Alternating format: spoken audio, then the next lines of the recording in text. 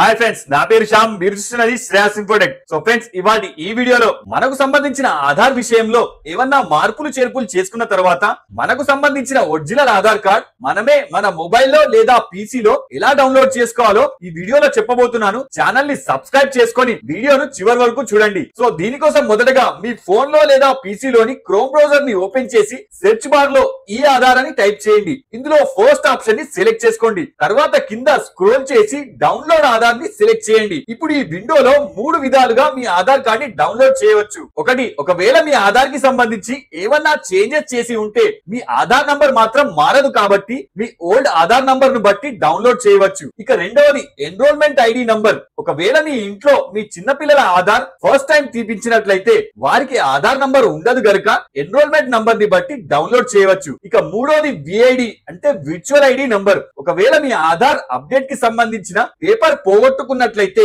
అలాగే ఆధార్ నంబర్ ని మర్చిపోయినట్లయితే ఈ విఐడి నంబర్ ద్వారా డౌన్లోడ్ చేయవచ్చు. సో ఇప్పుడు మనలో చాలా మందికి ఆధార్ వచ్చేసింది కాబట్టి ఆధార్ నంబర్ ని బట్టి ఆధార్ డౌన్లోడ్ చేసి చూపిస్తాను. సో ఇక్కడ మీ 12 డిజిట్ ఆధార్ నంబర్ ని ఎంటర్ చేయండి. తర్వాత కింద క్యాప్చా ఎంటర్ చేసి సెండ్ ఓటీపీ ని సెలెక్ట్ చేయండి. తర్వాత కింద మీ ఆధార్ సెంటర్ లో ఇచ్చిన మొబైల్ నంబర్ కి వచ్చిన 6 అంకెల ఓటీపీ ని ఎంటర్ చేసి కింద వెరిఫై అండ్ డౌన్లోడ్ ని సెలెక్ట్ చేయండి. సో నా ఆధార్ కార్డ్ ఇప్పుడు మీకు డౌన్లోడ్ చేసి చూపిస్తాను. సో ఒకసారి డౌన్లోడ్ అయ్యాక ఓపెన్ చేయండి. ఇప్పుడు ఓపెన్ కావడానికి పాస్వర్డ్ అడుగుతుంది. సో ఇక్కడ పాస్వర్డ్ అంటే ఆధార్ లో మీరు నమోదు చేపించిన పూర్తి పేరులో ఫస్ట్ 4 లెటర్స్ క్యాపిటల్ లెటర్స్ లో కింద ఎగ్జాంపుల్ లో చూపించినట్లు ఎంటర్ చేయండి. తర్వాత మీ పుట్టిన సంవత్సరం ని ఎంటర్ చేసి ఓకే చేయండి. అంతే, మీకు సంబంధించిన ఒరిజినల్ ఆధార్ కార్డ్ మీకు ఓపెన్ అయి కనిపిస్తుంది. సో ఈ విధంగా ఒరిజినల్ ఆధార్ కార్డ్ డౌన్లోడ్ చేసుకోవచ్చు. సో మన నెక్స్ట్ వీడియోలో ఇదే ఆధార్ కార్డ్ ని పాకెట్ సైజ్ లో ఎలా ప్రింట్ తీసుకోవాలో చెప్తాను. సో ఈ వీడియోలో మీకు ఏమైనా డౌట్ ఉంటే నాకు కింద కమెంట్ చేయండి.